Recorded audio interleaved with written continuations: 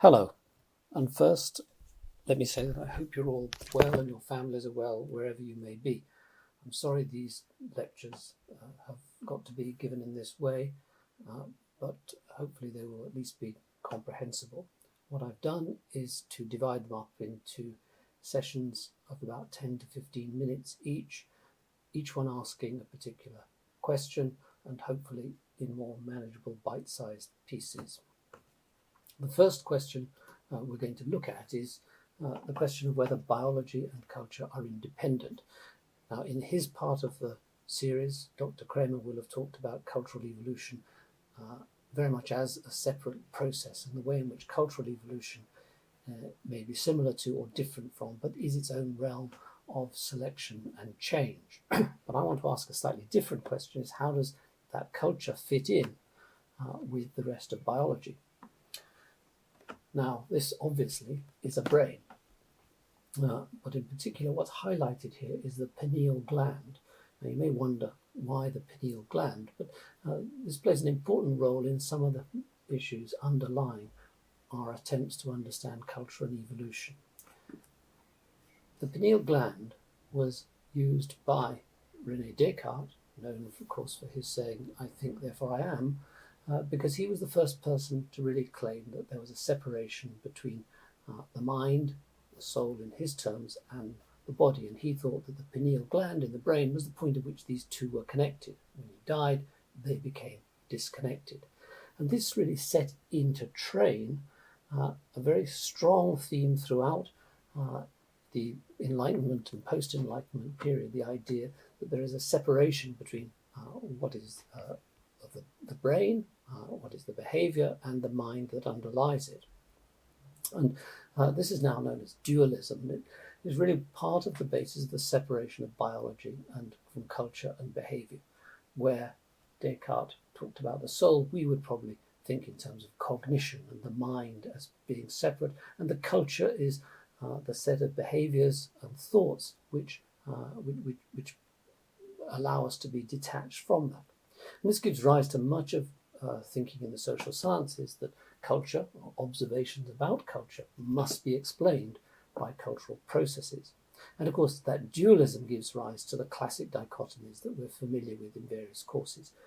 Nature versus culture as being two separate realms, or nature versus nurture in the cognitive, the psychological sciences. But what I really want to get across to you is that if you're working within an evolutionary framework, then dualism doesn't work. Everything about evolution is to do with continuity, with gradation of differences and gradation of similarities, gradual change, not necessarily continuous change, but gradual change, an emphasis on continuity. So species A evolves into species B. There is no break, no dichotomy between those two. And that's true in other aspects as well.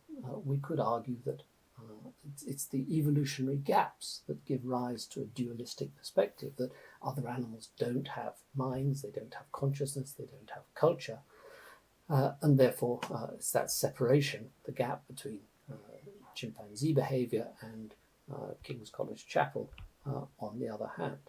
But of course we forget that there is continuity of adaptation, and that gap is an illusion. It's illusion because there is actual continuity.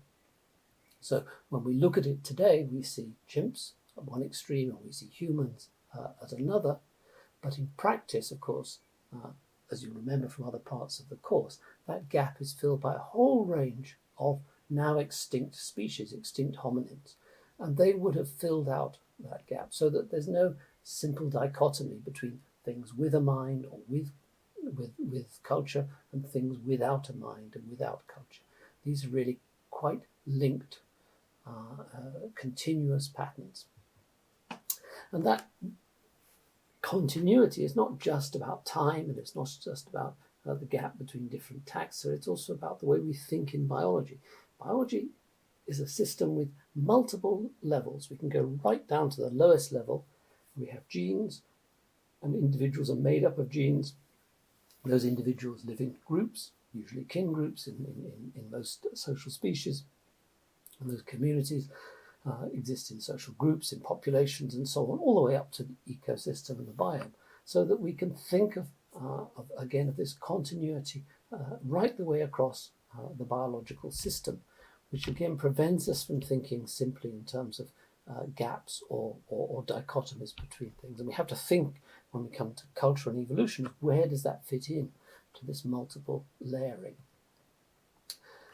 And we can continue that by just thinking about the continuity of biological interactions. We can see it here as in terms of really the life cycle, the whole continuity of life cycle. That it doesn't really matter where you start, but we could start with reproduction. We can consider here that nice human marriage ceremony, if you like, which then results in conception, reproduction, and the process of fertilization, producing an embryo, and then birth, parental care, growth, development, and of course the maturation of the human brain, the learning and the processes that go on with that as we develop our anatomy. And that produces the adult behavior, foraging, socializing. Ultimately, then the cycle begins again with another generation, with another reproductive event. So these are critical in seeing the continuity. So the point when we start to think about culture and we start to think about evolution of human behavior, it's through this whole process. It's not something you can separate out and say, well, this bit is cultural and this bit is biological. And that's really the theme I want to get across, and then explore how it works. Now, part of the basis for this is that I think in the past there was a strong sense that real hard biology was about anatomy, it was about physiology, it was about genetics, and the behavior was the kind of soft end of the subject. But the whole field now is very much one in which behavior is integrated into biology. We can see that in many ways. We can return to our friend the eye, which you remember from the primate course, which has this extended needle claw, which enables it to be able to extract insects from under the bark and to forage and feed in its particular environment. And here we have a complete integration between a foraging behavior and a highly specialized adaptive form. You can see it here in this wonderful ability of cuckoos, and the large egg here is the cuckoo's egg, and it has evolved to look exactly the same as the host eggs, so that the mother, the bird, the host bird, cannot detect that there's literally a cuckoo in the nest in this case. And so the behavior of parasitism in this case is tied into the whole reproductive biology of the parasite species, that its egg has evolved in that way. So that it's the integration between the two that is so critical.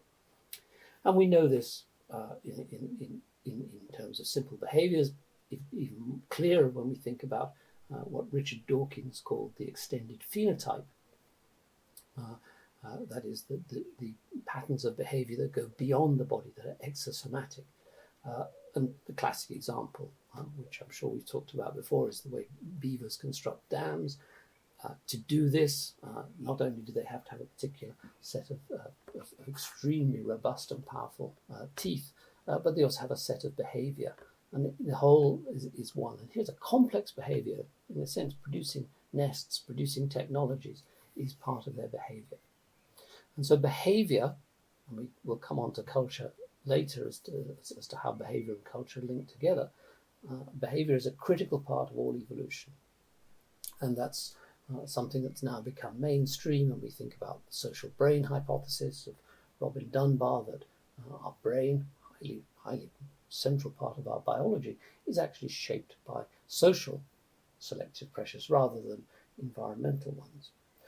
And there are more and more people interested in what's called the Baldwin effect, sometimes called the adaptability driver, the idea that actually anatomical change or physiological change, hard biological change, tends to be something that's started by behavioral change. And so you might take the rather far-fetched example of here a chimpanzee walking bipedally through water. Here's a behavior, not doing it terribly well, but if the behavior is sustained, then there might be selection to change the anatomical structure as well. So the central point here is that the role of the brain and the nervous system, cognition, the things that drive behavior are all linked together. And so if we look at something like termite fishing here, it's not just fishing. It's not just the leaf it's using. It's the anatomy of the hand. It's the hand-eye coordination. It's the motivation. It's the learning. Everything goes together. So we cannot separate out some things such as culture from the rest of biology. What humans do is they add a further level to this, and that's where we start to come into notions of mind and culture.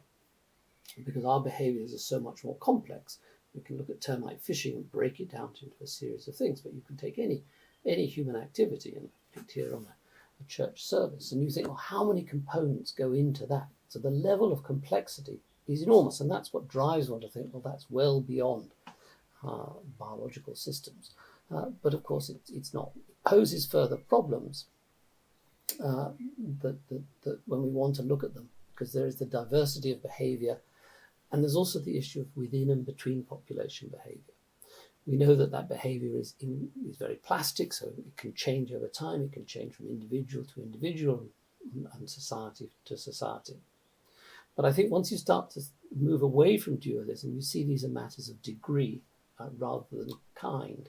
And the emergent properties of cultural evolution, which Dr. Kramer would have talked to you about, are, in the sense that the natural properties that come when behavior becomes increasingly flexible, but it doesn't remove the system, it doesn't remove the process from the broader biological properties. And indeed, as we'll see, the biology is a necessarily precondition for the cultural behaviors.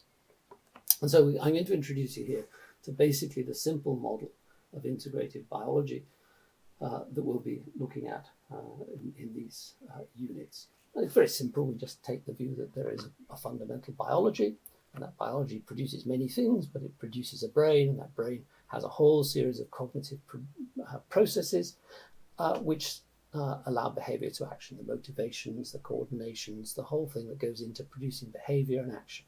And of course, through selection on the phenotype, it feeds back here into the biology, and so the evolutionary process continues. And that what we're going to investigate is here the idea that in humans, call it mind, call it culture, is coming in, and the question is, does it start to act as a brake on the system and starts to put barriers so that in a sense, our species is free from this feedback loops into the biology, or are those breaks an illusion? And we should be focusing much more on the integrative package. And so that's what we're going to be exploring. And what I've suggested here is that evolution is continuous, it's a continuous process, and that hard dichotomous models are inappropriate.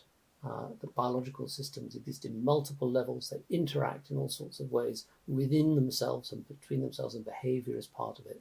And that culture, and I move away from talking about mind now, the human cognition that really underlies this, add to these levels, but they do not replace them.